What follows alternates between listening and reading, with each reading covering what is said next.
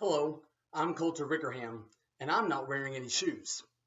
Because today we're not going to just walk a mile in another man's shoes, but we're going to take a journey to see a boy become a man when he went out shopping for shoes.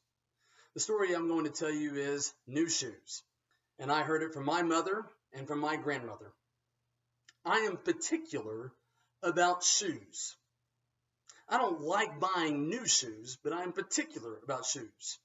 If my mom were here, she might challenge that I don't like new shoes.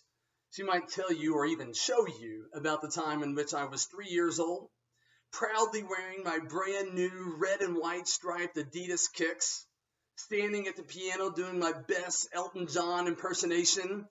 The problem was, the only other thing I was wearing were sunglasses, completely naked.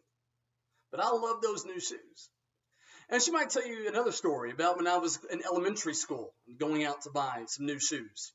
Mom was a teacher at the local elementary school, and we could all walk down there together as a family.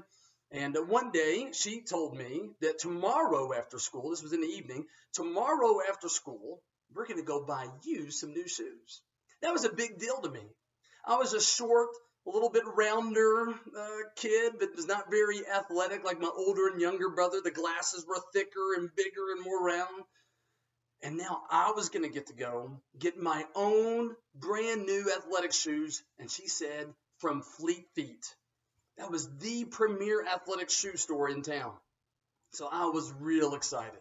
I remember going with my older and younger brother to get their sports shoes. They were on sports teams, and we went to Fleet Feet. And I remember at night the neon lights lit up, and the logo that had the shoe with the wings flying out the back of it. This was so exciting. It was in the era of the great basketball player Michael Jordan, where they would always say the reason he was so successful in athletics, it's got to be the shoe. So I tossed and turned all night, so excited about my new shoe. I could smell the new shoe. I could feel the caress on my feet. And nobody the next day at school could tell that I hadn't slept at all because I was bouncing off the walls, telling everybody. I told my friends. I told my teacher. I told the janitor. I even told the cafeteria lunch lady and the principal. Tomorrow I'm coming with new shoes from Fleet Feet. So all day, of course, it seemed like the school day would never end. And finally that bell rang, and I ran down to my mom's classroom. And she was in a meeting with the teacher. More waiting. Then we had to go to my brother's soccer practice. It was the longest soccer practice ever. After that was over, Mom reminded me we're trying to save money so we can afford these nice things. And so we're going to go home to make hamburger helper for dinner. And so as soon as that dinner was over, we rushed out to the mall and we arrived at Fleet Feet at 7:38. Fleet Feet closed at 7:30. Mom offered, I could take you to Walmart, but that was not an option. I had promised everyone nice, good shoes from Fleet Feet.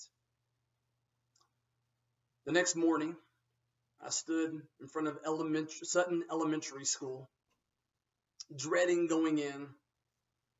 Everyone was expecting to see me in my nice new shoes, and these were not it.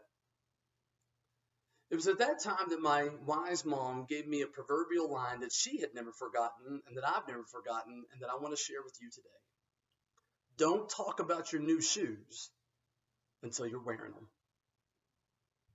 To this day, if my children get real excited talking about something that they're going to do or something that's supposed to happen, all I have to do is look at them with a little fatherly eye and say to them, new shoes? And they know. And I'm sure they don't like it any more than I did when I heard it from my mom and when my mom had heard it from her mom. But I know they learned the lesson because they were the ones who said I should tell you this story. Thank you and have a great day.